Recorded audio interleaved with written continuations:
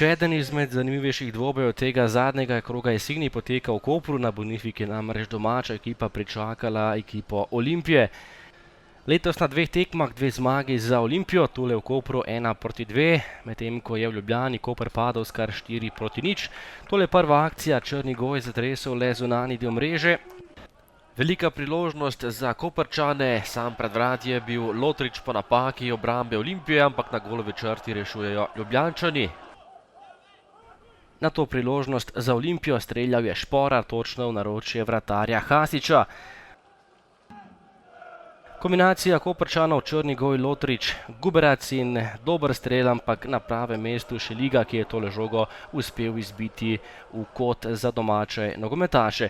Do konca prvega polčasa še nekaj obetavnih akcij, tole je že preigravanje, Črni goj je streljal, Šeliga je žogo uspel izbiti, potem pa lepa kombinacija Ljubljančanov, žoga pred vrata in sam pred vrati je bil Rodič, na koncu gol za goste. Kapun, Jovič in Rodič, 0-1 za zmajčke na Bonifiki.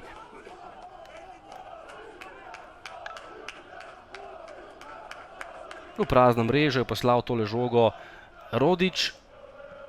Koprčani pa so še pred koncem prvega polčasa nevarno zapretili po podaji Gregoriča, je meril Lotrič, odlični Šeliga pa je tokrat žogo uspel izbiti.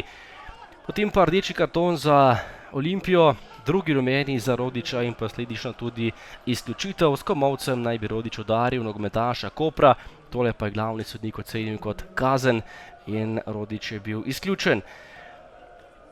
Najprej je staknil poškodbo Aris Zarifović, potem še Škarabot in velike težave za nogometaše Olimpije, potem pa priložnost za Koprčane. Šeliga je še v prazno, odbito žogo pa je Gregorič poslal mrežo za izenačenje na 1-1. Težak položaj Gregoriča, ki pa se je vendarle dobro znašel in izenačil tale dvoboj. Priložnost za Šporarja, odlična obramba Hasiča, potem strel Štulca v daleč in še enkrat odbija Šeliga. Nato pa nova kombinacija Kanarčkov, Pučko je našel Lotriča z lepo globinsko žogo in potem še zadetek za domače. Mitja Lotrič je zadel za 2-1, 4. gol v letošnji sezoni in skupno 11. v prvi ligi Telekom Slovenije.